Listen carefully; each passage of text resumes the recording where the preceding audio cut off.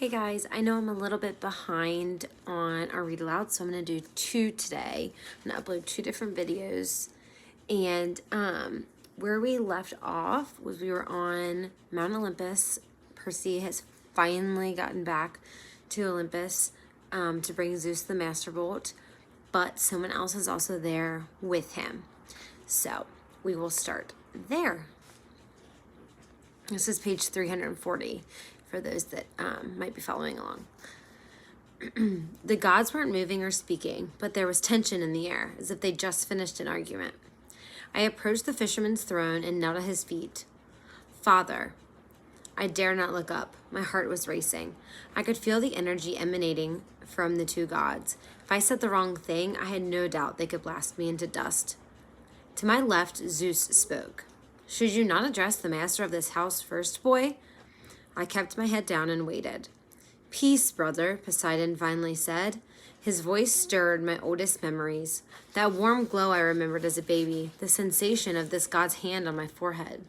The boy defers to his father. This is only right. You still claim him, then? Zeus asked menacingly. You claim this child whom you sired against our sacred oath?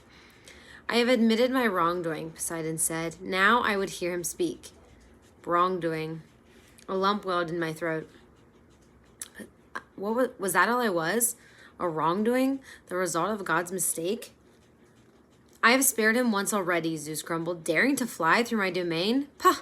I should have blasted him out of the sky for his impudence. And risk destroying your own master bolt? Poseidon asked calmly. Let us hear him out, brother. Zeus grumbled some more. I shall listen, he decided. Then I shall make up my mind whether or not to cast this boy down from Olympus. Perseus, Poseidon said, look at me. I did, and I wasn't sure what I saw in his face. There was no clear sign of love or approval, nothing to encourage me. It was like looking at the ocean. Some days you could tell what mood it was in. Most days, though, it was unreadable, mysterious. I got the feeling Poseidon really didn't know what to think of me. He didn't know whether he was happy to have me as a son or not. In a strange way, I was glad that Poseidon was so distant. If he tried to apologize or told me he loved me or even smiled, it would have felt fake. Like a human dad, making some lame excuse for not being around. I could live with that. After all, I wasn't sure about him yet either. Address Lord Zeus, boy, Poseidon told me. Tell him your story. So I told Zeus everything, just as it had happened. I took out the metal cylinder, which began sparking in the sky god's presence, and laid it at his feet. There was a long silence, broken only by the crackle of the hearth fire. Zeus opened his palm. The lightning bolt flew into it. As he closed his fists, the metallic points flared with electricity until he was holding what looked more like the classic thunderbolt, a 20-foot javelin of arcing hissing energy that made the hairs on my scalp rise. I sense the boy tells the truth, Zeus muttered, but that Ares would do such a thing is most unlike him. He is proud and impulsive, Poseidon said. It runs in the family. Lord, I asked. They both said, yes. Ares didn't act alone. Someone else, something else, came up with that idea. I described my dreams and the feeling I'd had on the beach and the momentary breath of evil that had seemed to stop the world and made Ares back off from killing me. In the dreams, I said, the voice told me to bring the bolt to the underworld. Ares hinted he'd been having dreams too. I think he was being used just as I was to start a war. You are accusing Hades after all? Zeus asked. No, I said. I mean, Lord Zeus, I've been in the presence of Hades. This feeling on the beach was different. It was the same thing I felt when I was close to that pit. That was the entrance to Tartarus, wasn't it? Something powerful and evil was stirring down there. Something even older than the gods. Poseidon and Zeus looked at each other. They had a quick, intense discussion in ancient Greek. I only caught one word. Father. Poseidon made some kind of suggestion, but Zeus cut him off. Poseidon tried to argue. Zeus held up his hand angrily. We will speak of this no more, Zeus said. I must go personally to purify this thunderbolt in the water of Lemnos to remove the human taint from its metal. He rose and looked at me. His expression softened just a fraction of a degree. You have done me a service, boy. Few heroes could have accomplished as much. I had help, sir, I said. Grover Underwood and Annabeth Chase To show you my thanks, I shall spare your life. I do not trust you, Percy Jackson. I do not like what your arrival means for the future of Olympus, but for the sake of peace in our family, I shall let you live. Thank you, sir.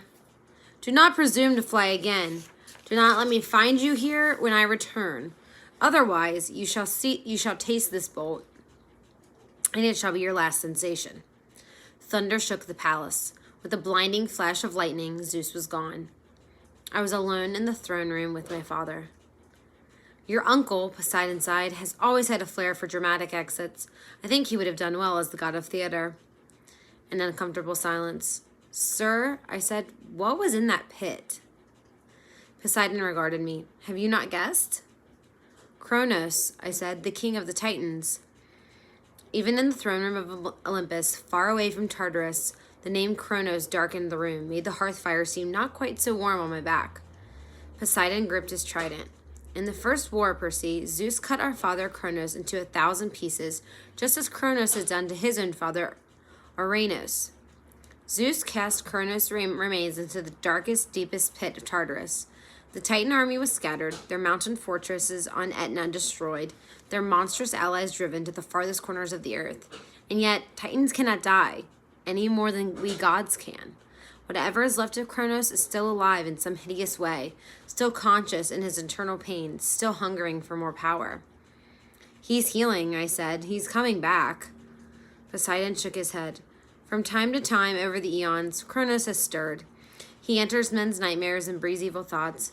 He wakens restless monsters from the depths, but to suggest he could rise from the pit is another thing.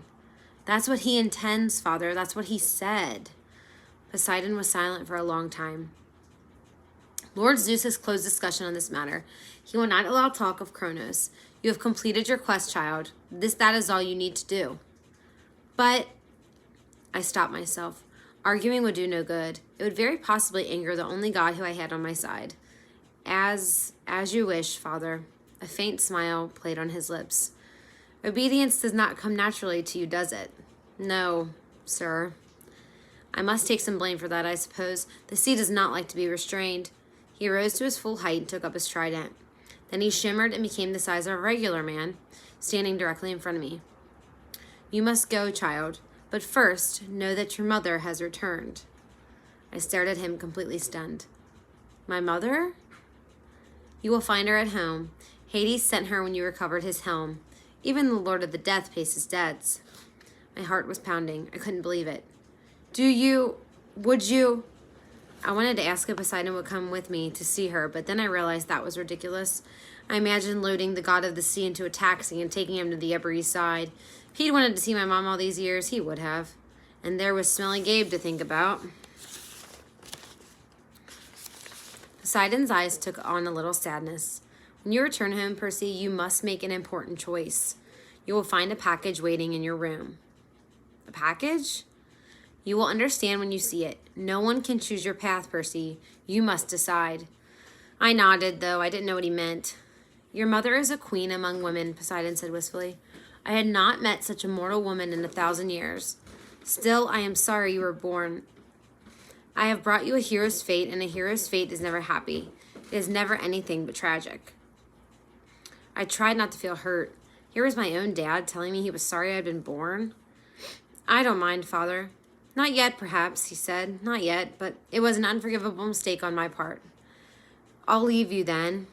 I bowed awkwardly. I won't bother you again.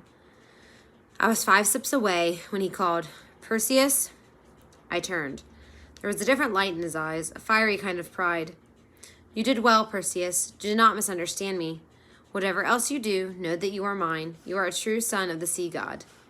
As I walked back through the city of the gods, conversation stopped. The muses paused their concert. People and satyrs and naiads all turned toward me, their faces filled with respect and gratitude. And as I passed, they knelt, as if I were some kind of hero. Okay, we're going to stop there, and then I'll upload this, and then I will add one more video. We will finish the chapter and see if we can find out what package Percy gets in his room. See you then.